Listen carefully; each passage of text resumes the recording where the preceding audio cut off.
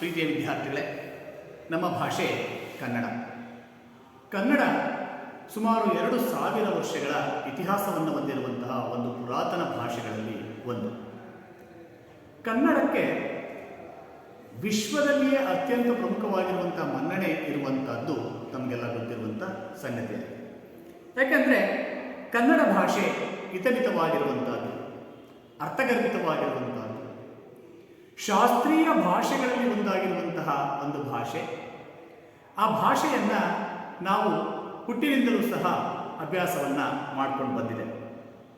ಈ ಕನ್ನಡ ಭಾಷೆ ಎನ್ನುವಂಥದ್ದು ತುಂಬ ಹಿತಮಿತವಾಗಿರುವಂತಹ, ಸಂಪದ್ಭರಿತವಾಗಿರುವಂತಹ, ಇನ್ನೊಬ್ಬರ ಮನಸ್ಸಿಗೆ ಮುದ ನೀಡುವಂಥ ಒಂದು ಭಾಷೆ. ಹಾಗಾಗಿನೇ ನಾವು ಆಡುವಂತಹ ಮಾತುಗಳು ಸುಂದರವಾಗಿರಬೇಕು, ಹಿತಮಿತವಾಗಿರಬೇಕು, ಇನ್ನೊಬ್ಬರ ಮನಸ್ಸಿಗೆ ಆನಂದವನ್ನು ಕೊಡುವಂತಾಗಿರಬೇಕು. ಈ ಕಾರಣದಿಂದಲೇ 12ನೇ ಶತಮಾನದ ವಚನಕಾರರು ನುಡಿದರೆ ಮುತ್ತಿನ ಹಾರದಂತಿರಬೇಕು, ನುಡಿದರೆ ಸ್ಫಟಿಕದ ಶಲಾಕೆಯಂತಿರಬೇಕು, ನುಡಿದರೆ ಮಾಣಿಕ್ಯದ ದೀಪ್ತಿಯಂತಿರಬೇಕು, ನುಡಿದರೆ ಲಿಂಗ ಮೆಚ್ಚಿ ಅಹುದು ಅಹುದು ಎನ್ನುವಂತಿರಬೇಕು ಎನ್ನುವಂಥ ಮಾತನ್ನ ಹೇಳ್ತಾರೆ. ಹಾಗೆ ಸುಮಾರು 10ನೇ ಶತಮಾನದ ಹಿಂದೆ ಹೋದರೆ ಅಲ್ಲಿ ಅಲ್ಮಿಡಿ ಶಾಸನ ಎನ್ನುವಂಥದ್ದು ಬರ್ತದೆ. ಅಲ್ಲಿಯೂ ಸಹ ಕನ್ನಡಿಗರನ್ನ ಕುರಿತು ವರ್ಣನೆ ಇದ್ದೇ ಇದೆ. ಕುರಿತೋದನೆಯು ಕಾವ್ಯ ಪ್ರಯೋಗ ಪರಿಣತ ಮತಿಗಳು ಎನ್ನುವಂಥದ್ದು, ಅಂದರೆ ಕನ್ನಡಿಗರ ಗುಣ ಸ್ವಭಾವಯಾಗಿತ್ತು. ಅವರು ಈ ಸಾಹಿತ್ಯವನ್ನು ರಚಿಸುವಂತಹ ಒಂದು ಗುಣ ಹೇಗೆ ಬಂತು ಎನ್ನುವಂಥದ್ದನ್ನು ಹೇಳ್ತಾ ಹೋಗ್ತೀವಿ ಅಂತ. ಏನೇ ಇರಲಿ, ಈ ನಮ್ಮ ಭಾಷೆ ಕನ್ನಡ ಎನ್ನುವಂಥದ್ದೇನಿದೆಯಲ್ಲ, ಇದು ತುಂಬ ಸರ್ವಾಂಗೀಣವಾದ ಸುಂದರವಾಗಿರುವಂಥ ಒಂದು ಭಾಷೆ. ಇದರಲ್ಲಿ ಮಾಧುರ್ಯವಿದೆ, ಶುದ್ಧಿ ಇದೆ, ಪಂಡಿತರ ಪ್ರಯೋಗಗಳು ಇವೆಲ್ಲವುಗಳನ್ನು ಒಳಗೊಂಡಿರುವಂತಹ ಒಂದು ಶಾಸ್ತ್ರೀಯ ಭಾಷೆ ಅದು ನಮ್ಮ ಕನ್ನಡ ಭಾಷೆ. ಕನ್ನಡ ಭಾಷೆಯನ್ನು ತಿಳಿಯಬೇಕಾದರೆ ವ್ಯಾಕರಣವನ್ನು ಆಶ್ರಯಿಸುವುದು ಒಳಿತು. ಕನ್ನಡ ಭಾಷೆಯನ್ನು ಸರಿಯಾಗಿ ನಾವು ಅರ್ಥ ಮಾಡ್ಕೋಬೇಕು ಅಂತಂದರೆ ನಾವು ಆ ಭಾಷೆಯಲ್ಲಿ ಇರುವಂಥ ವ್ಯಾಕರಣಾಂಶಗಳನ್ನು ಚೆನ್ನಾಗಿ ತಿಳ್ಕೊಂಡಿರಬೇಕಾಗ್ತದೆ. ಆಶ್ರಯಿಸುವುದು ಒಳ್ಳೆಯದು. ಆಶ್ರಯಿಸುವುದಂದರೆ ಅದನ್ನು ನಾವು ಪಡ್ಕೋಬೇಕು, ಆ ವ್ಯಾಕರಣಾಂಶಗಳನ್ನು ಚೆನ್ನಾಗಿ ಅರ್ಥ ಮಾಡ್ಕೋಬೇಕು. ಅದು ಭಾಷೆಯು ತಿಳಿಯಾಗುವುದಕ್ಕೆ ಬ್ಲಂಟಿಂಗ್ ಪೇಪರ್ ಇದ್ದಂತೆ. ಬ್ಲಂಟಿಂಗ್ ಪೇಪರ್, ಒಂದು ಭಾಷೆಯನ್ನು ಚೆನ್ನಾಗಿ ಅರ್ಥ ಮಾಡ್ಕೋಬೇಕು ಅಂದರೆ ಒಂದು ಪೇಪರನ್ನು ಸುಂದರವಾಗಿ ಕಟ್ ಮಾಡಿ ಅಂಟಿಸಿದರೆ ಹೇಗೆ ಸೊಗಸಾಗಿ ಕಾಣ್ತದೋ ಹಾಗೆ ವ್ಯಾಕರಣಾಂಶಗಳು ಸಾಹಿತ್ಯದಲ್ಲಿ ಸೇರಿಕೊಂಡಾಗ ಅದನ್ನು ಕೇಳುವುದಕ್ಕೆ, ವ್ಯವಹರಿಸುವುದಕ್ಕೆ, ಬರೆಯುವುದಕ್ಕೆ ಅದು ತುಂಬ ಹಿತಮಿತವಾಗಿ ಇರ್ತದೆ ಎನ್ನುವಂಥ ಮಾತನ್ನು ನಾವು ತಿಳ್ಕೋಬೇಕಾಗ್ತದೆ. ಅದಲ್ಲದೆ ರಾಡಿ ನೀರನ್ನು ಬ್ಲಾಟಿಂಗ್ ಪೇಪರ್ನಲ್ಲಿ ಸೋಸುವುದುಂಟು. ವ್ಯಾಕರಣದ ಕಟ್ಟುಪಾಡುಗಳಲ್ಲಿ ನಮ್ಮ ಮಕ್ಕಳು ದೀಕ್ಷಾಬದ್ಧರಾಗಿರಬೇಕು. ವ್ಯಾಕರಣಾಂಶಗಳನ್ನು ಸರಿಯಾಗಿ ನಾವು ಅಭ್ಯಾಸವನ್ನು ಮಾಡಿದ್ದೆ ಆದರೆ ಒಂದು ಭಾಷೆಯನ್ನು ನಾವು ಹೇಗೆ ಕಲಿಯಬಹುದು, ಅದನ್ನು ಅರ್ಥ ಮಾಡ್ಕೋಬಹುದು ಎನ್ನುವಂಥದ್ದು ಬಹಳ ಪ್ರಮುಖವಾಗಿರುವಂಥದ್ದು ಅಂತ. ಗ್ರಾಮ್ಯ ಭಾಷೆ ಗ್ರಂಥಸ್ಥವಾಗಲಾರದು, ಇದು ಬಹಳ ಪ್ರಮುಖವಾಗಿರುವಂಥದ್ದು. ಗ್ರಾಮ್ಯ ಭಾಷೆ ಅಂದರೆ ಒಂದು ಭಾಷೆ ಅಸ್ತಿತ್ವದಲ್ಲಿ ಇದ್ದಾಗ ಬರವಣಿಗೆಯ ರೂಪವನ್ನು ಪಡೆಯುವುದಕ್ಕಿಂತ ಹಿಂದೆ ಇದ್ದಂತಹ ಒಂದು ಪ್ರಕಾರ, ಒಂದು ಪದ್ಧತಿ ಅಂತ ಕರೀತಾರೆ. ಅಂದರೆ ಹಿಂದೆ ನಮ್ಮ ಜನಪದರು ಸಾಹಿತ್ಯದ ಮೂಲಕ ಅಥವಾ ಬರವಣಿಗೆಯ ಮೂಲಕ ಸಾಹಿತ್ಯವನ್ನು ಬರಿತಾ ಇರಲಿಲ್ಲ. ತಮ್ಮ ಆಡು ಭಾಷೆಯ ಮೂಲಕ ತಲತಲಾಂತರವಾಗಿ ಅದನ್ನು ರೂಪಿಸ್ಕೊಂಡು ಬಂದಿತ್ತು. ಅಂದರೆ ಮೌಖಿಕ ಪರಂಪರೆಯ ಮೂಲಕ ಸಾಹಿತ್ಯ ಎನ್ನುವಂಥದ್ದು ಬೆಳೀತಾ ಬಂತು ಎನ್ನುವಂಥದ್ದು. ಹಾಗಾದರೆ ಹೇಗೆ ತಲತಾಂತರದಿಂದ ಮೌಖಿಕ ಪರಂಪರೆಯ ಮೂಲಕ ಬೆಳೆದು ಬಂತು ಅಂದರೆ ಒಬ್ಬ ವ್ಯಕ್ತಿ ತಾನು ಕಂಡುಂಡಂತಹ ಅನುಭವಗಳನ್ನು, ನೋವು ನಲಿವುಗಳನ್ನು ಹಾಡಿನ ಮೂಲಕ, ಕಥೆಯ ರೂಪ ಹೇಳ್ತಾ ಬಂದ. ಹಾಗೆ ಹೇಳುವಂಥದ್ದನ್ನು ಇನ್ನೊಬ್ಬ ಕೇಳಿಸ್ಕೊಳ್ತಾ ಬಂದ.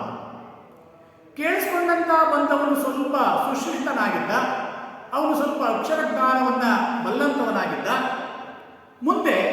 ಒಂದು ಶಿಷ್ಟ ಸಾಹಿತ್ಯಕ್ಕೆ ಪರಿವರ್ತನೆ ಆಗುವಂತಹ ಹಂತಕ್ಕೆ ಬಂದು ನಿಂತುಕೊಂಡು, ಅಂದರೆ ಆಡು ಭಾಷೆಯಲ್ಲಿದ್ದಂತಹ ಒಂದು ಸಾಹಿತ್ಯ ಸಂಕೇತಗಳ ಮೂಲಕ ವ್ಯವಹರಿಸಕ್ಕೆ ಆರಂಭ ಮಾಡಿ ಆನಂತರ ಸನ್ನೆಗಳ ಮೂಲಕ ಅದು ಜಾರಿಗೆ ಬಂದು ತದನಂತರದಲ್ಲಿ ಒಂದು ಶಿಷ್ಟ ಸಾಹಿತ್ಯ ಬರವಣಿಗೆಯ ರೂಪಕ್ಕೆ ಅದು ಇಳಿತಾ ಬಂತು ಎನ್ನುವಂಥದ್ದನ್ನು ಕರೀತೇವೆ.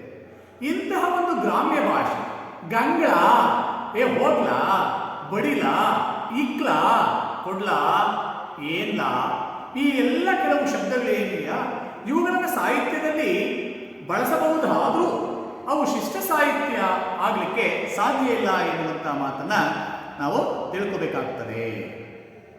ಓದಲು ಬೇಸರ ಬರುತ್ತದೆ, ಕಾಠಿಣ್ಯ ಕಠಿಣತೆಯಿಂದ ಕೂಡಿರುತ್ತೆ, ಕ್ರೌರ್ಯ ಹಿಂಸೆ, ವಕ್ರತೆ ಚುಚ್ಚು ಮಾತುಗಳನ್ನು ಆಡುವಂತಹದ್ದು, ಇವೆಲ್ಲ ಮನಸ್ಸಿಗೆ ಅಸಡ್ಡೆಯಾಗಲಾರು. ಆದ್ದರಿಂದ ಇಂತಹ ವ್ಯಾಕರಣ ಗ್ರಂಥಗಳು ಮೂಲೆ ಮೂಲೆಯಿಂದ ಪ್ರಕಟವಾಗಬೇಕು. ಏಕೆಂದರೆ ನಮ್ಮ ಸರ್ಕಾರಿ ಭಾಷೆ ಕನ್ನಡವಾಗಿದೆ, ಹೌದಲ್ಲ? ನಮ್ಮ ಸರ್ಕಾರ ನಡೆಸ್ತಾ ಇರುವಂಥ ಭಾಷೆ ಯಾವುದು? ಕನ್ನಡ ಭಾಷೆಯಾಗಿದೆ. ನಮ್ಮ ಸರ್ಕಾರಿ ಭಾಷೆ ಕನ್ನಡವಾಗಿದೆ ಎಂದು ಹೇಳಲು ನಮಗೆ ಬಲು ಹೆಮ್ಮೆ, ಸಂತೋಷ, ಗೌರವ.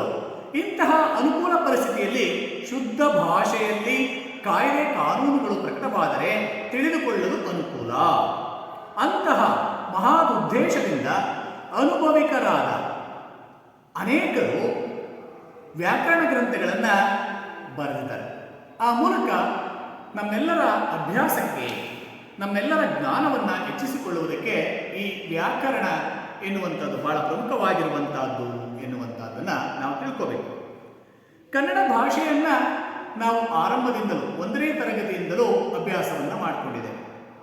ಪೂರ್ವ ಪ್ರಾಥಮಿಕ ಶಿಕ್ಷಣ ಅಥವಾ ಮನೆಯೇ ಮೊದಲ ಪಾಠಶಾಲೆ, ತಾಯಿಯೇ ಮೊದಲ ಗುರು ಎನ್ನುವಂಥ ಒಂದು ಮಾತೇನಿದೆಯಲ್ಲ, ನಾಣ್ಣುಡಿ ಇದೆಯಲ್ಲ, ಆ ಮಾತಿಗೆ ಅನುಗುಣವಾಗಿ ನಾವೆಲ್ಲರೂ ಹುಟ್ಟಿನಿಂದಲೂ ನಮ್ಮ ಮಾತೃಭಾಷೆಯನ್ನು ನಾವು ಕಲಿತಾ ಬಂದಿದ್ದೇವೆ. ಭೂಮಿಯ ಮೇಲೆ ಬರ್ತಾ ಇದ್ದಾಗಲೇ ಅಮ್ಮ ಅಂತ ಕರಿತೇವೆ. ಅಮ್ಮ ಎನ್ನುವಂತಹದ್ದೇ ಕನ್ನಡದ ಒಂದು ಪದ. ನಮ್ಮ ಬಾಯಿಂದ ಬರುವಂಥ ಮೊಟ್ಟ ಮೊದಲ ಪದವೇ ಅಮ್ಮ. ಅಳು ಇರಬಹುದು ನೋಡ್ರಿ, ಅಳು ಎನ್ನುವಂಥದ್ರಲ್ಲಿ ಇರುವಂಥ ಮೊದಲ ಅಕ್ಷರ ಕನ್ನಡ ವರ್ಣಮಾಲೆಯ ಮೊದಲ ವರ್ಣ ಅಕ್ಷರ ಇರಲಿ, ಆದರೆ ನಮ್ಮ ಬಾಯಿಂದ ಬರುವಂಥ ಮೊದಲ ಪದ ಅಮ್ಮ ಎನ್ನುವಂಥದ್ದು. ಹೀಗೆ ಹುಟ್ಟಿನಿಂದಲೂ ನಾವು ಕನ್ನಡ ಭಾಷೆಯನ್ನು ಕಲಿತಾ ಬಂದಿದ್ದೇವೆ ಎನ್ನುವಂಥದ್ದನ್ನು ಅರ್ಥ ಮಾಡಬಹುದು. ದಿನಂಶ್ರೀ ಅವರು ಹೇಳ್ತಾರೆ ಕನ್ನಡ ಭಾಷೆಯ ಬಗ್ಗೆ, ಮೊದಲ ತಾಯ ಹಾಲ ಕುಡಿದು ಲಲ್ಲೆಯಿಂದ ತೊದಲಿ ನುಡಿದು ಗೆಳೆಯರೊಡನೆ ಬೆಳೆದು ಬಂದ ಮಾತದಾವುದು, ನಲ್ಲೆಯೊಲವ ತೊರೆದು ತಂದ ಮಾತದಾವುದು ಎನ್ನುವಂಥ ಮಾತನ್ನು ಹೇಳ್ತಾರೆ. ಅಂದರೆ ನಾವು ತಾಯಿಯ ಎದೆ ಹಾಲನ್ನು ಕುಡಿಯುವಾಗ ಕನ್ನಡವನ್ನು ಮಾತನಾಡಿದ್ದೇವೆ, ನಮಗೆ ಮಾತು ಬರುವಾಗ ತೊದಲುವ ಮಾತುಗಳಲ್ಲಿ ಕನ್ನಡವನ್ನು ಬಳಸಿದ್ವಿ, ಗೆಳೆಯರೊಡನೆ ಆಟವನ್ನು ಆಡುವಾಗ ಕನ್ನಡ ಭಾಷೆಯನ್ನು ಬಳಸಿದ್ವಿ, ಪ್ರೀತಿಯಿಂದ ಮಾತನಾಡುವಾಗ ಕನ್ನಡ ಭಾಷೆಯನ್ನು ಬಳಸಿದ್ವಿ. ಹೀಗೆ ಪ್ರತಿ ಹಂತದಲ್ಲಿಯೂ ಸಹ ನಮ್ಮ ಮಾತೃಭಾಷೆಯ ಪ್ರೇರಣೆಯಿಂದ ನಾವು ಉತ್ತಮ ಸಂಸ್ಕಾರವನ್ನು ಗಳಿಸ್ತಾ ಬಂದಿರುವಂತಹದ್ದನ್ನು ನೋಡ್ಬೋದು. ಈ ನಿಟ್ಟಿನಲ್ಲಿ ಮೊಟ್ಟ ಮೊದಲನೇದಾಗಿ ನಾವು ಕನ್ನಡ ವರ್ಣಮಾಲೆಗಳನ್ನು ಕಲಿತೇವೆ. ಕನ್ನಡ ವರ್ಣಮಾಲೆಗಳಲ್ಲಿ ಇರುವಂತಹ ಅಕ್ಷರಗಳನ್ನು ತಿಳ್ಕೊಂಡ್ವಿ. ಅದರಲ್ಲಿ ಬರುವಂತಹ ಸ್ವರಗಳು, ವ್ಯಂಜನಗಳು ಮತ್ತು ಯೋಗವಾಹಗಳು ಎನ್ನುವಂತಹ 3 ವಿಧಾನಗಳನ್ನು ತಿಳ್ಕೊಂಡ್ವಿ. ಹಾಗೆ ಆ ಸ್ವರಗಳಲ್ಲಿ ರಸ್ವ ಸ್ವರ, ದೀರ್ಘ ಸ್ವರ ಎನ್ನುವಂತಹದ್ದನ್ನು ತಿಳ್ಕೊಂಡ್ವಿ. ವ್ಯಂಜನಗಳಲ್ಲಿ ಅವರ್ಗೀಯ ವ್ಯಂಜನಗಳು ಮತ್ತು ವರ್ಗೀಯ ವ್ಯಂಜನಗಳು ಎನ್ನುವಂತಹದ್ದನ್ನು ತಿಳ್ಕೊಂಡ್ವಿ. ವರ್ಗೀಯ ವ್ಯಂಜನಗಳು ಅಂದರೆ ವಿಭಾಗಿಸಲಿಕ್ಕೆ ಬರುವಂಥವುಗಳು, ಅವರ್ಗೀಯ ವ್ಯಂಜನಗಳು ಅಂದರೆ ವಿಭಾಗಿಸಲಿಕ್ಕೆ ಬಾರದೇ ಇರುವಂತಹ ಅಕ್ಷರಗಳು ಅಂತ ಕರೆದು. ಇನ್ನು ಯೋಗವಾಹಗಳು ಅಂದರೆ ಅಹ, ಅವುಗಳನ್ನು ಬಿಂದು ಮತ್ತು ವಿಸರ್ಗ ಎನ್ನುವಂತಹದ್ದನ್ನು ನಾವು ಕೇಳಿ ತಿಳ್ಕೊಂಡಿದ್ದೇವೆ ಮಕ್ಕಳು. ಇವುಗಳನ್ನೆಲ್ಲ ಅರ್ಥ ಮಾಡಿಕೊಂಡ ನಂತರದಲ್ಲಿ ನಾವು ಮುಂದೆ ವ್ಯಾಕರಣವನ್ನು ಅಭ್ಯಾಸ ಮಾಡ್ತಾ ಬಂದ್ವಿ. ಅವುಗಳಲ್ಲಿ ಸಂಧಿ ಎನ್ನುವಂಥದ್ದು ಬಹಳ ಪ್ರಮುಖವಾಗಿದೆ. ಏನು ಸಂಧಿ? ಹಾಗಾದ್ರೆ ಸಂಧಿ ಎಂದರೇನು? ಸಂಧಿ ಅಂದ ತಕ್ಷಣವೇ ನಾವು 2 ಮನೆಯ ಸಂಧಿ, 2 ಇಕ್ಕೆಲೆಗಳಲ್ಲಿ ಇರುವಂತಹ ಜಾಗ ಅಂತ ಏನೇನೋ ಕಲ್ಪನೆಗಳನ್ನು ಮಾಡ್ಕೊಳ್ತೇವೆ. ಅದು ಗ್ರಾಮ್ಯ ಭಾಷೆಯಲ್ಲಿ ಹಿಂದೆ ಬಂದಿತ್ತಲ್ಲ, ಗ್ರಾಮ್ಯ ಭಾಷೆಯಲ್ಲಿ ಸರಿ. ಆದರೆ ಸಾಹಿತ್ಯದ ವಿಚಾರಕ್ಕೆ ಬಂದಾಗ ಸಂಧಿ ಎಂದರೆ ಎರಡು ಅಕ್ಷರಗಳನ್ನು ಉಚ್ಚರಿಸುವಾಗ ಅನುಸರಿಸುವಂಥ ಒಂದು ನಿಯಮವನ್ನೇ ನಾವು ಸಂಧಿ ಅಂತ ಕರೆದ್ವಿ ಎನ್ನುವಂಥದ್ದು ನಿಮಗೆಲ್ಲ ತಿಳಿದಿರುವಂಥದ್ದು. ಹಾಗಾದರೆ ಈಗ ನಾವು ಸಂಧಿ ಎಂದರೇನು ಎಂಬ ವಿಚಾರವನ್ನು ಕುರಿತು ಅಭ್ಯಾಸ ಮಾಡಬೇಕಾಗಿದೆ. ಹಾಗಾದ್ರೆ ಏನು ಸಂಧಿ ಅಂದ್ರೇನು ಅಂತ ತಿಳ್ಕೊಳ್ಳೋದಾದ್ರೆ, ನಾವು ಮತ್ತು ನೀವು ಮಾತನಾಡುವಾಗ ಕೆಲವೊಂದು ಶಬ್ದಗಳನ್ನು ಕೂಡಿಸಿಯೇ ಮಾತನಾಡುತ್ತೇವೆ, ಹೌದಲ್ಲ? ಮನೆ ಇಂದ, ಮನೆಯಿಂದ. ಹೂವಿನ ತೋಟ, ಹೂದೋಟ. ಪ್ರಯೋಗ ಶಾಲೆ, ಪ್ರಯೋಗ ಶಾಲೆ. ಈ ರೀತಿಯ ಅನೇಕ ಶಬ್ದಗಳನ್ನು ಮಾತನಾಡುವಾಗ ನಾವು ಕೂಡಿಸಿಯೇ ಮಾತನಾಡುತ್ತೇವೆ. ನೋಡಿ, ಶಬ್ದಗಳನ್ನು ಬಿಡಿ ಬಿಡಿಯಾಗಿ ಹೇಳುವುದಿಲ್ಲ. ಹೇಳ್ತೀವ ಶಬ್ದಗಳನ್ನ. ನೀನು ಎಲ್ಲಿಗೆ ಹೋಗ್ತಾ ಇದೆಯಪ್ಪ? ಶಾಲೆಗೆ ಹೋಗ್ತಾ ಇದ್ದೀನಿ. ಶಾಲೆಗೆ ಹೋಗ್ತಾ ಇದ್ದೀನಿ ಅಂತೀವ, ಶಾಲೆಗೆ ಹೋಗ್ತಾ ಇದ್ದೀನಿ. ಅದು ಒಂದು ಸಾಮಾನ್ಯವಾಗಿರುವಂಥ ವಾಕ್ಯ. ಹೀಗೆ ಎಷ್ಟೋ ಶಬ್ದಗಳನ್ನೇ ಬಹುತೇಕ ಶಬ್ದಗಳನ್ನು ಮಾತನಾಡುವಾಗ ನಾವು ಕೂಡಿಸಿಯೇ ಮಾತನಾಡ್ತೇವೆ ವಿನಃ ಪದಗಳನ್ನು ಬಿಡಿಸಿ ಬಿಡಿಸಿ ಮಾತನಾಡುವುದಿಲ್ಲ. ಶಬ್ದಗಳನ್ನು ಬಿಡಿ ಬಿಡಿಯಾಗಿ ಹೇಳುವುದಿಲ್ಲ. ವಸಂತ ಇಂದ, ಈ ಉದಾಹರಣೆಗೆ ವಸಂತ ಎನ್ನುವಂಥ ಒಂದು ಪದ ಇದೆ, ಅದರ ಜೊತೆಗೆ ಇಂದ ಎನ್ನುವಂಥದ್ದು ಇದೆ. ಇಂದ ಎನ್ನುವಂಥದ್ದು ಏನು ಅಂದರೆ, ಈ ಮುಂದಿನ ತರಗತಿಯಲ್ಲಿ ಹೇಳ್ತೀವಿ ವಿಭಕ್ತಿ ಪ್ರತ್ಯಯಗಳು ಅಂತ ಕರಿತೇವೆ. ಅದು ಹೇಗೆ ಎನ್ನುವಂಥದ್ದನ್ನು ಮುಂದಿನ ಅವಧಿಯಲ್ಲಿ ಅದನ್ನು ಹೇಳ್ಕೊಡ್ತೇನೆ. ವಸಂತ ಇಂದ, ಈ ಎರಡೂ ರೂಪಗಳನ್ನು ಕೂಡಿಸಿಯೇ ವಸಂತನಿಂದ ಎಂದು ಹೇಳುತ್ತೇವೆ. ಹಾಗೆಯೇ ಒಮ್ಮೊಮ್ಮೆ ಶಬ್ದಗಳನ್ನು ಬಿಡಿಸಿ ಬಿಡಿಸಿ ಮಹೇಶನು ಪೇಟೆಗೆ ಹೋದನು. ಏನು? ಮಹೇಶನು ಪೇಟೆಗೆ ಹೋದನು. ವಿಜಯನು ತನ್ನ ಅಕ್ಕನ ಊರಿಗೆ ಹೋದನು ಅಥವಾ ಹೋದಳು. ಹೀಗೆ ಹೇಳಿದರೂ ಪ್ರಕೃತಿ ಪ್ರತ್ಯಯಗಳನ್ನು ಸಂಧಿಸಿ, ಪ್ರಕೃತಿ ಮತ್ತು ಪ್ರತ್ಯಯಗಳನ್ನು ಸಂಧಿಸಿ ಅಂದರೆ ಕೂಡಿಸಿಯೇ ಹೇಳಬೇಕಾಗುತ್ತದೆ. ಹಾಗೂ ಬಿಡಿ ಬಿಡಿಸಿ ಹೇಳಲು ಬರುವುದೇ ಇಲ್ಲ. ಪ್ರಕೃತಿ ಮತ್ತು ಪ್ರತ್ಯಯಗಳನ್ನು ನಾವು ಕೂಡಿಸಿಯೇ ಹೇಳ್ತೇವೆ ವಿನಃ ಬಿಡಿಸಿ ಬಿಡಿಸಿ ಹೇಳಿಕೆ ಬರಲ್ಲ. ಉದಾಹರಣೆಗೆ ನೋಡ್ರಿ, ಪ್ರಕೃತಿ ಮತ್ತು ಪ್ರತ್ಯಯ ಸಂಧಿರೂಪ ಎನ್ನುವಂಥ 3 ವಿಧಾನಗಳನ್ನು ನಾವು ನೋಡ್ಕೋಬಹುದು. ಏನೇನು? ಪ್ರಕೃತಿ,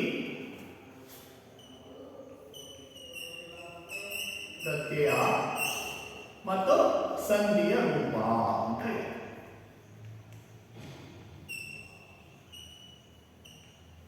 ಇದೆಯಾ? ಹಾಗಾದ್ರೆ ಇಲ್ಲಿ ಪ್ರಕೃತಿ ಯಾವುದು? ನಾಮಪದ ರಮೇಶ. ಪ್ರತ್ಯಯ ಏನು? ಇಂದ. ಈ ಎರಡನ್ನು ಸೇರಿಸಿದ್ರೆ ಏನಾಗ್ತದೆ? ಈಗ ಅದು ಒಂದು ಸಂಧಿ ರೂಪವನ್ನು ಪಡೆಯುತ್ತೆ. ಏನಾಗುತ್ತೆ? ರಮೇಶನಿಂದ. ಏನಾಯ್ತು? ರಮೇಶನಿಂದ.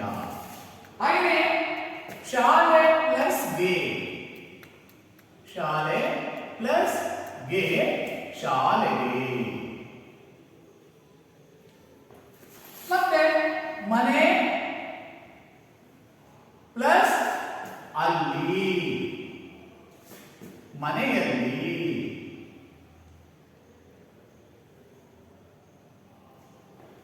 ಹಾಗೆಯೇ ಬಸವ ಪ್ಲಸ್ ಅನ್ನು,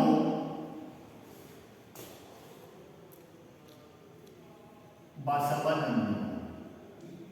ಹೀಗೆ ಪ್ರಕೃತಿ ಮತ್ತು ಪ್ರತ್ಯಯಗಳನ್ನ ಪ್ರತ್ಯೇಕವಾಗಿ ನಾವು ಉಚ್ಚರಿಸುವುದಿಲ್ಲ, ಅವುಗಳನ್ನ ಕೂಡಿಸಿಯೇ ಉಚ್ಚರಿಸುತ್ತೇವೆ. ಹೀಗೆ ಉಚ್ಚರಿಸುವಂತಹ ಪದಗಳನ್ನೇ ನಾವು ಸಂಧಿ ಪದಗಳು ಅಂತ ಕರೀತೇವೆ, ಸಂಧಿ ಅಂತ ಕರೀತೀವಿ.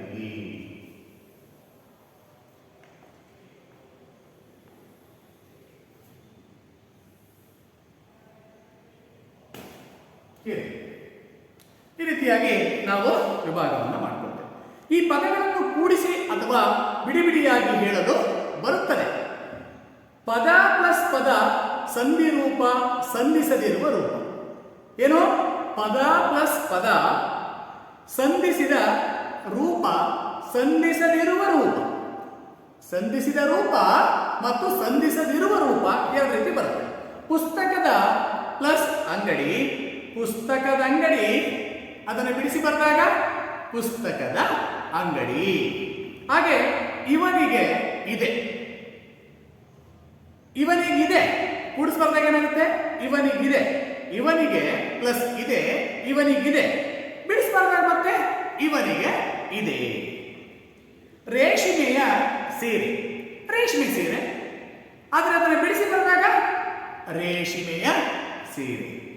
ನೋಡ್ರಿ, ಅದನ್ನು ಏನು ಹೇಳ್ಬೋದು? ಪುಸ್ತಕದ ಅಂಗಡಿ ಎಂಬಲ್ಲಿ ಆ ಅಕ್ಷರವನ್ನು ತೆಗೆದುಹಾಕಲಾಗಿದೆ, ರೇಷ್ಮೆಯ ಅಕ್ಷರವನ್ನು ಉಚ್ಚರಿಸಲಿಲ್ಲ. ಹೀಗಾಗಿ ಕಾಲವನ್ನು ತಡೆಯಿಲ್ಲದೆ ಎರಡು ಅಕ್ಷರಗಳನ್ನು ಉಚ್ಚರಿಸಲಿಲ್ಲ. ಹೀಗಾಗಿ ಕಾಲವನ್ನು ತಡೆಯಿಲ್ಲದೆ ಎರಡು ಅಕ್ಷರಗಳು, ಅರ್ಥ ಮಾಡ್ಕೋಬೇಕು, ಕಾಲವನ್ನು ತಡೆಯಿಲ್ಲದೆ ಎರಡು ಅಕ್ಷರಗಳನ್ನು ಉಚ್ಚರಿಸಲಿಲ್ಲ. ಹೀಗಾಗಿ ಕಾಲವನ್ನು ತಡೆಯಿಲ್ಲದೆ ಎರಡು ಅಕ್ಷರಗಳು ಒಂದರಲ್ಲಿ ಮತ್ತೊಂದು ಸೇರಿಕೊಳ್ಳುವುದಕ್ಕೆ ಸಂಧಿಸುವುದು ಎಂದು ಕರೆಯುತ್ತಾರೆ. ಬಹಳ ಸರಳವಾಗಿ. ಹಾಗಾದರೆ ಸಂಧಿ ಅಂದ್ರೆ ಏನಪ್ಪಾ ಅಂದ್ರೆ, ಒಂದೇ ಮಾತನ್ನು ಹೇಳೋದಾದ್ರೆ ಕೂಡಿಕೊಳ್ಳುವುದು, ಕೂಡಿಕೊಳ್ಳುವುದು ಅಥವಾ ಸೇರಿಕೊಳ್ಳುವುದು ಅಂತ ಅರ್ಥ ಬರ್ತದೆ. ನೆಕ್ಸ್ಟ್, ಸಂಧಿಯಾಗುವುದು ಲೋಪ, ಆಗಮ, ಆದೇಶ ಎಂಬ ಮೂರು ತರದ ಕಾರ್ಯಗಳಾಗುತ್ತವೆ. ಅರ್ಥ ಆಗ್ತಾ ಇದೆಯಲ್ಲ? ಸಂಧಿ ಅಂದ್ರೆ ಸೇರಿಕೊಳ್ಳುವುದು. ಎರಡು ಅಕ್ಷರಗಳು ಯಾವುದೇ ಕಾಲ ವಿಳಂಬವಿಲ್ಲದೆ, ಅರ್ಥ ಆಗ್ತಾ ಇದೆಯಲ್ಲ? ಸಂಧಿ ಎಂದರೆ ಎರಡು ಅಕ್ಷರಗಳು ಸೇರಿಕೊಳ್ಳುವಾಗ ಯಾವುದೇ ಕಾಲ ವಿಳಂಬವಿಲ್ಲದೆ ಬಂದು ಸೇರಿಕೊಳ್ಳುವುದಕ್ಕೆ ಸಂಧಿ ಎಂದು ಕರೆಯುತ್ತಾರೆ. ಎರಡು ಅಕ್ಷರಗಳು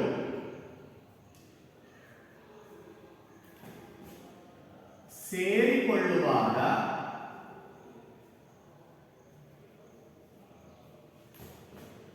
ಯಾವ ಕಾಲ ವಿಳಂಬವಿಲ್ಲದೆ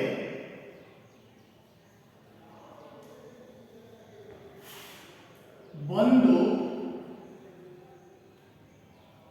ಸೇರುವುದಕ್ಕೆ ಸಂಧಿ ಎನ್ನುವುದು. ಬರ್ಕೋಗ್ತೀನಿ ನಾನು. ಸಂಧಿ ಎನ್ನುವರು. ಹಾಗಾದ್ರೆ ಈ ಸಂಧಿ ಎನ್ನುವಂಥದ್ದು ಯಾವ್ಯಾವಾಗ ಆಗ್ತದೆ ಎನ್ನುವಂಥದ್ದನ್ನು ನೋಡೋದಾದ್ರೆ,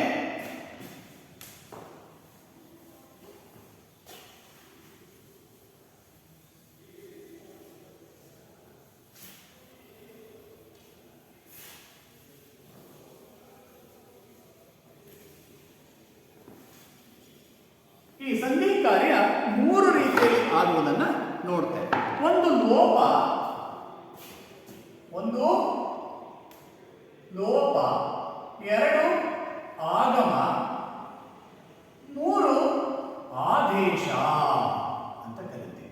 ಲೋಪ ಅಂದ್ರೆ ಬಿಟ್ಟು ಹೋಗುವುದು, ಲೋಪ ಅಂದ್ರೆ ಬಿಟ್ಟು ಹೋಗುವುದು. ಆಗಮ ಅಂದ್ರೆ ಹೊಸದಾಗಿ ಬಂದು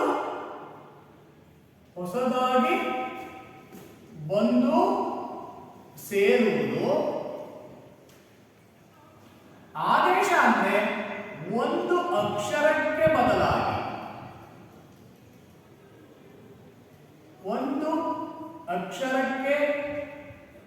ಬದಲಾಗಿ ಬೇರೊಂದು ಅಕ್ಷರವು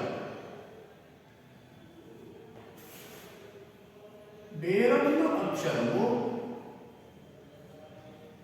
ಬಂದು ಸೇರುವುದು ಎಂದರ್ಥ. ಬರ್ಕೊಡಿ ಅದನ್ನ, ತಪ್ಪಿಲ್ದಾಗ ಬರ್ಕೊಡಿ.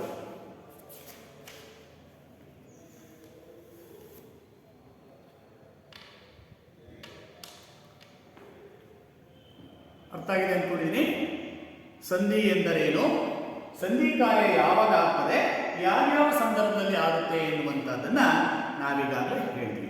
ಸಂಧಿ ಅಂದರೆ ಒಂದೇ ಪದದಲ್ಲಿ ಹೇಳೋದಾದ್ರೆ ಕೂಡಿಕೊಳ್ಳುವುದು, ಸೇರಿಕೊಳ್ಳುವುದು ಎಂದಾಗುತ್ತೆ ಅಂತ ಹೇಳಿ.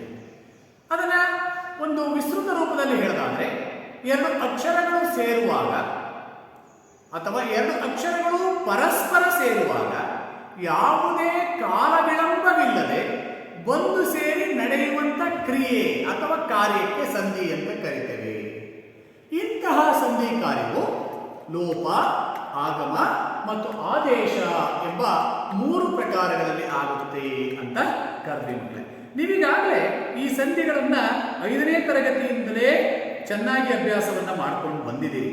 ಆದರೆ ಈ ಸಂದರ್ಭದಲ್ಲಿ ನಿಮಗೆ ಯಾಕಪ್ಪ ಸಂಧಿಯ ಬಗ್ಗೆ ಸ್ವಲ್ಪ ವಿಚಾರವನ್ನ ಹೇಳ್ತಾ ಇದ್ದೀನಿ ಅಂದ್ರೆ, ನಿಮ್ಮ ಈ ಬೆಳಗಿನ ತಾಣ ಜಯಪುರ ಎಂಬ ಪಾಠದಲ್ಲಿ ಸಂಸ್ಕೃತ ಸಂಧಿಗಳ ಬಗ್ಗೆ ಹೇಳಿದ್ದಾರೆ. ನಾವು ಸಂಸ್ಕೃತ ಸಂಧಿಗಳನ್ನು ತಿಳ್ಕೋಬೇಕು ಅಂದ್ರೆ ಸಂಧಿ ಎಂದರೇನು, ಸಂಧಿಯಲ್ಲಿ ಎಷ್ಟು ವಿಧ ಎನ್ನುವಂತಹದ್ದನ್ನು ಅಭ್ಯಾಸ ಮಾಡಿ. ಹಾಗಾದ್ರೆ ಸಂಧಿಯಲ್ಲಿ ಎಷ್ಟು ವಿಧ? ಪ್ರಮುಖವಾಗಿ 2 ವಿಧ. ಒಂದು ಕನ್ನಡದ ಸಂಧಿಗಳು, ಮತ್ತೊಂದು ಸಂಸ್ಕೃತದ ಸಂಧಿಗಳು ಅಂತ ಬರ್ತವೆ. ಬರ್ಕೊಂಡಲ್ಲ?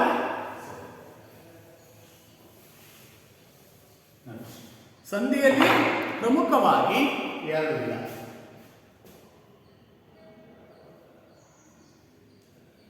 ಸಂಧಿ ಇದರಲ್ಲಿ ಒಂದು ಕನ್ನಡದ ಸಂಧಿಗಳು, 2 ಸಂಸ್ಕೃತ ಸಂಧಿಗಳು.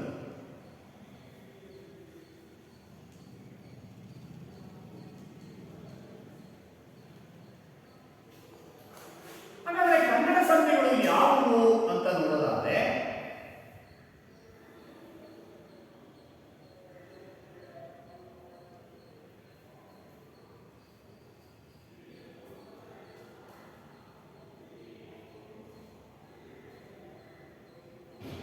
ಒಂದು ಲೋಪ ಸಂಧಿ, 2 ಆಗಮ ಸಂಧಿ. ಈ ಆಗಮ ಸಂಧಿಯಲ್ಲಿ 2 ವಿಧ. ಆಗಮ ಸಂಧಿಯಲ್ಲಿ 2 ವಿಧ. ಒಂದು ಯಕಾರಾಗಮ ಸಂಧಿ,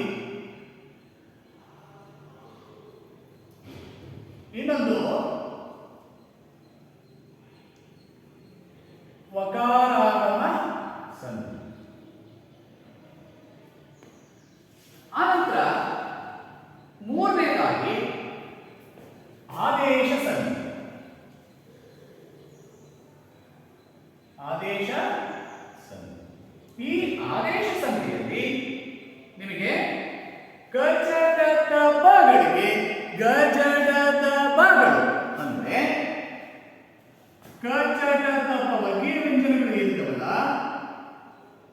ವ್ಯಂಜನಗಳು ಕ, ಚ, ಟ, ತ, ಪ,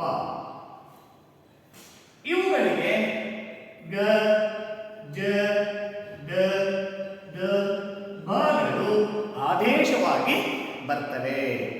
ಇವುಗಳನ್ನು ನಾವು ಕನ್ನಡ ಸಂಧಿಗಳು ಅಂತ ಕರೀತೇವೆ. ಈಗಾಗಲೇ ನೀವು ಈ ಕನ್ನಡ ಸಂಧಿಗಳನ್ನ ಚೆನ್ನಾಗಿ ಅಭ್ಯಾಸವನ್ನ ಮಾಡ್ಕೊಂಡು ಬಿಟ್ಟಿದ್ದೀರಿ. ಹಾಗಾಗಿ ಇವುಗಳ ಬಗ್ಗೆ ಹೆಚ್ಚು ವಿವರಣೆಯನ್ನ ನೀಡದೆ ನೀವು ಈಗ ನಾವು ನೇರವಾಗಿ ಸಂಸ್ಕೃತ ಸಂಧಿಗಳಿಗೆ ಹೋಗಬೇಕಾಗಿದೆ. ಸಂಸ್ಕೃತ ಸಂಧಿಗಳನ್ನ ನಾವು ಅರ್ಥ ಮಾಡ್ಕೋಬೇಕು. ಅವು ಯಾವುವು ಎನ್ನುವಂಥದ್ದನ್ನ ನೋಡೋದಕ್ಕಿಂತ ಪೂರ್ವದಲ್ಲಿ ಚಂದ್ರೋದಯವು ಅತ್ಯಂತ ಉಲ್ಲಾಸವನ್ನು ಉಂಟು ಮಾಡಿದೆ. ಏನು? ಚಂದ್ರೋದಯವು ಅತ್ಯಂತ ಉಲ್ಲಾಸವನ್ನುಂಟು ಮಾಡಿದೆ. ಕೇಳಲಿಕ್ಕೆ ಎಷ್ಟು ಸೊಗಸಾಗಿದೆಯಲ್ಲ. ಇವುಗಳನ್ನು ನಾವು ಅಲಂಕಾರ ಎನ್ನುವಂಥ ಸಂದರ್ಭಗಳಲ್ಲಿ ಇನ್ನೂ ಸೊಗಸಾಗಿ ಹೇಳಬಹುದು. ಉದಾಹರಣೆಗೆ ನೋಡಿ, ಇಲ್ಲಿ ಚಂದ್ರೋದಯದ ಬಗ್ಗೆ ಹೇಳಿದರು, ಇನ್ನೊಬ್ಬ ಕವಿ ಸೂರ್ಯೋದಯದ ಬಗ್ಗೆ ಹೇಳ್ತಾನೆ, ಅಥವಾ ಒಬ್ಬ ಸುಂದರವಾಗಿರುವಂತಹ ಸ್ತ್ರೀಯನ್ನು ನೋಡಿದಾಗ ಹೇಳ್ತಾನೆ, ಈ ಮುತ್ತೈದೆಯ ಹಣೆಯಲ್ಲಿ ಕಂಗೊಳಿಸುವ ಕುಂಕುಮವು ಪೂರ್ವ ದಿಕ್ಕಿನಲ್ಲಿ ಉದಯಿಸುವ ಸೂರ್ಯನು ಕಂಗೊಳಿಸುವಂತೆ ಕಂಗೊಳಿಸುತ್ತಿದೆ. ಅಂದ್ರೆ ಆಗ ತಾನೇ ಎರೆದು ಬಂದ ಒಬ್ಬ ಹೆಣ್ಣು ಮಗಳು ತಲೆಯ ಕೂದಲುಗಳನ್ನು ಹಾರೊಡೆದಿದ್ದಳಂತೆ. ಅವಳ ವಿಶಾಲವಾಗಿರುವಂತಹ ಹಣೆ ಶುಭ್ರವಾಗಿ ಕಾಣ್ತಾ ಇದೆಯಂತೆ. ಆ ಶುಭ್ರವಾಗಿರುವಂತಹ ಹಣೆಯ ಮಧ್ಯದಲ್ಲಿ ಕುಂಕುಮವನ್ನ ಇಟ್ಕೊಂಡಿದ್ದಾಳೆ. ಇದು ನೋಡ್ಲಿಕ್ಕೆ ತುಂಬಾ ಸೊಗಸಾಗಿ ಕಾಣುವಂತಹದ್ದು. ಅದನ್ನ ಪ್ರಕೃತಿಗೆ ಹೋಲಿಸಿ ಒಬ್ಬ ಕವಿ ಹೇಳ್ತಾನಂತೇನಂತ, ಮುತ್ತೈದೆಯ ಹಣೆಯ ಕುಂಕುಮವು ಪೂರ್ವ ದಿಕ್ಕಿನಲ್ಲಿ ಉದಯಿಸುತ್ತಿರುವ ಸೂರ್ಯನ ಹಾಗೆ ಕಂಗೊಳಿಸುತ್ತಿದೆ ಎಂಬ ವರ್ಣನೆಯನ್ನ ಅವನಲ್ಲಿ ಕೊಡ್ತಾ ಹೋಗ್ತಾನೆ. ಹಾಗಾಗಿನೇ ರವಿ ಕಾಣದ್ದನ್ನ ಕವಿ ಕಂಡ ಎನ್ನುವಂತ ಮಾತಿದೆ. ಇಡೀ ಜಗತ್ತಿಗೆ ಬೆಳಕನ್ನು ಕೊಡುವಂತಹ ಸೂರ್ಯ ಎಲ್ಲಾ ಕಡೆಗೂ ಪಸರಿಸಿದ್ದಾನೆ. ಆದರೆ ಎಷ್ಟೋ ಸಂಗತಿಗಳು ಅವನಿಗೆ ತಿಳಿಯಲ್ಲ. ಅವನ ಕರ್ತವ್ಯ ಏನಪ್ಪಾ ಅಂದ್ರೆ ಸಕಲ ಜೀವಿಗಳಿಗೂ ಬೆಳಕನ್ನ ನೀಡುವುದು. ಆದರೆ ಕವಿಯಾಗಿರುವಂಥವನು ತಮ್ಮ ಸುತ್ತಮುತ್ತಲ ಸೌಂದರ್ಯವನ್ನ ಸವಿಯುವುದರ ಮೂಲಕ ಅವುಗಳಿಗೆ ಒಂದು ವರ್ಣನೆಯನ್ನ ಮಾಡ್ತಾ ಹೋಗ್ತಾನೆ. ಪ್ರಕೃತಿಗೆ ಅವುಗಳನ್ನು ಹೋಲಿಸ್ತಾ ಹೋಗ್ತಾನೆ. ಒಬ್ಬ ವ್ಯಕ್ತಿ, ಒಂದು ವಸ್ತು, ಹೀಗೆ ಎಲ್ಲವನ್ನೂ ಸಹ ತನ್ನ ಚಾಕಚಕ್ಯತೆಯಿಂದ, ಜಾಣ್ಮೆಯಿಂದ ಅವನು ವ್ಯಾಕರಣಾಂಶಗಳನ್ನ ಸೇರಿಸಿ ಅವುಗಳಿಗೆ ಒಂದು ಸೊಬಗನ್ನ ತಂದುಕೊಡುವಂತಹ ಕೆಲಸವನ್ನ ಮಾಡ್ತಾ ಹೋಗ್ತಾನೆ ಎನ್ನುವಂತ ಮಾತು ಇರಲಿ. ಹಾಗಾದ್ರೆ ಈಗ ನಾವು ಸಂಸ್ಕೃತ ಶಬ್ದಗಳನ್ನು ನೋಡೋಣ. ನೋಡಿ, ಚಂದ್ರೋದಯವು ಅತ್ಯಂತ ಉಲ್ಲಾಸವನ್ನುಂಟು ಮಾಡಿದೆ. ನಮ್ಮ ಕಾರ್ಯಾಲಯ ಸಮೀಪದಲ್ಲಿದೆ. ಈ ಎರಡು ಉದಾಹರಣೆಗಳನ್ನ ನೋಡೋದಾದ್ರೆ, ಚಂದ್ರ ಪ್ಲಸ್ ಉದಯ, ಕಾರ್ಯ ಪ್ಲಸ್ ಆಲಯ, ಹೀಗೆ ಎರಡೆರಡು ಸಂಸ್ಕೃತ ಶಬ್ದಗಳು ಸೇರಿ ಸಂಧಿ ಆಗ್ತದೆ. ಕನ್ನಡದ ಸಂಧಿಯಲ್ಲಿ ಕೇವಲ ಕನ್ನಡದ ಶಬ್ದಗಳು ಮಾತ್ರ ಸೇರಿ ಸಂಧಿ ಆಗ್ತಾ ಇದ್ವು. ಇಲ್ಲಿ ಕನ್ನಡದ ಶಬ್ದಗಳು ಯಾವುವು ಮತ್ತು ಸಂಸ್ಕೃತ ಶಬ್ದಗಳು ಯಾವುವು ಎನ್ನುವಂಥದ್ದನ್ನ ಬಹಳ ಪ್ರಮುಖವಾಗಿ ಅರ್ಥ ಮಾಡ್ತೇವೆ. ಇವುಗಳನ್ನು ನಾವು ಮುಂದೆ ಅಭ್ಯಾಸವನ್ನ ಮಾಡ್ತೇವೆ. ತತ್ಸಮ ಮತ್ತು ತದ್ಭವಗಳು ಅಂತ ಕರೀತೇವೆ. ಈ ತತ್ಸಮ ಮತ್ತು ತದ್ಭವಗಳು ಅಂತ ಬಂದಾಗ ದೇಶೀಯ ಮತ್ತು ಅನ್ಯದೇಶೀಯ ಪದಗಳು ಸೇರಿಕೊಂಡು ಆಗುವಂತಹ ಒಂದು ಕೆಲಸ ಅಥವಾ ಪದಗಳು ಅಂತ ಕರಿತೇವೆ. ಅವು ಹೇಗಿರುತ್ತೆ ಎನ್ನುವಂಥದ್ದನ್ನ ಮುಂದಿನ ಅವಧಿಗಳಲ್ಲಿ ಅಭ್ಯಾಸವನ್ನು ಮಾಡಿಕೊಳ್ಳೋಣ. ಹೀಗೆ ಎರಡೆರಡು ಸಂಸ್ಕೃತದ ಶಬ್ದಗಳು ಸೇರಿ ಆಗುವಂತಹ ಕ್ರಿಯೆಗೆ ನಾವು ಸಂಧಿ, ಸಂಸ್ಕೃತ ಸಂಧಿ ಅಂತ ಕರಿತೀವಿ. ಅದನ್ನು ಗುರುತಿಸೋದು ಹೇಗೆ ಸಹ ಅಂತ ಹೇಳ್ತಾರೆ. ನೋಡ್ರಿ, ಸಂಯುಕ್ತಾಕ್ಷರಗಳು ಅಥವಾ ವಿಜಾತೀಯ ಸಂಯುಕ್ತಾಕ್ಷರಗಳನ್ನು ಹೊಂದಿರುವಂತಹ ಶಬ್ದಗಳು ಅವು ಸಂಸ್ಕೃತ ಶಬ್ದಗಳು ಅಂತ ಕರೀತೇವೆ. ಇನ್ನೂ ಸುಲಭವಾಗಿ ಹೇಳಬೇಕು ಅಂತ ಅಂದ್ರೆ, ಸುಲಭವಾಗಿ ಉಚ್ಚರಿಸಲಿಕ್ಕೆ ಬರುವಂತಹ ಶಬ್ದಗಳೆಲ್ಲವೂ ಕನ್ನಡದ ಶಬ್ದಗಳು. ವ್ಯಂಜನಾಕ್ಷರ ಸಹಿತವಾಗಿರುವಂತಹ ಸಂಯುಕ್ತಾಕ್ಷರಗಳನ್ನು ಹೊಂದಿರುವಂತಹ ಶಬ್ದಗಳು ಹಾಗೂ ಉಚ್ಚರಿಸುವುದಕ್ಕೆ ಸ್ವಲ್ಪ ಕಷ್ಟವಾಗುವಂತಹ ಶಬ್ದಗಳನ್ನ ಸಂಸ್ಕೃತ ಶಬ್ದಗಳು ಅಂತ ಕರಿತೇವೆ. ಹಾಗಂದ ತಕ್ಷಣವೇ ಅದೇ ಸರಿ ಅಂತ ನಾವು ಹೇಳಬಾರ್ದು. ಅವುಗಳನ್ನು ಅಭ್ಯಾಸ ಮಾಡ್ತಾ ಹೋದಾಗೆ ನಾವು ಅದನ್ನು ತಿಳ್ಕೋಬಹುದಾಗಿದೆ. ಪದಗಳ ಅರ್ಥ ನಮಗೆ ಗೊತ್ತಾಗಬೇಕು. ಯಾವುದು ಸಂಸ್ಕೃತದ ಶಬ್ದ, ಯಾವುದು ಕನ್ನಡದ ಶಬ್ದ ಎನ್ನುವಂತಹದ್ದನ್ನು ಮೊದಲು ನಾವು ಅರ್ಥ ಮಾಡಿಕೊಂಡಿದ್ದೇ ಆದರೆ ನಾವು ಈ ಸಂಧಿ ಕಾರ್ಯವನ್ನ ಮಾಡುವಾಗ ಕನ್ನಡದ ಸಂಧಿಗಳು ಯಾವುವು, ಸಂಸ್ಕೃತದ ಶಬ್ದಗಳು ಯಾವುವು, ಅವುಗಳನ್ನು ಹೇಗೆ ಉಚ್ಚರಿಸಬೇಕು, ಅವುಗಳನ್ನು ಹೇಗೆ ಬಿಡಿಸಿ ಬರೆಯಬೇಕು ಎನ್ನುವಂತಹ ವಿಧಾನಗಳನ್ನು ನಾವು ಸುಲಭವಾಗಿ ಅಭ್ಯಾಸವನ್ನು ಮಾಡಬಹುದಾಗ್ತದೆ ಎನ್ನುವಂಥದ್ದು.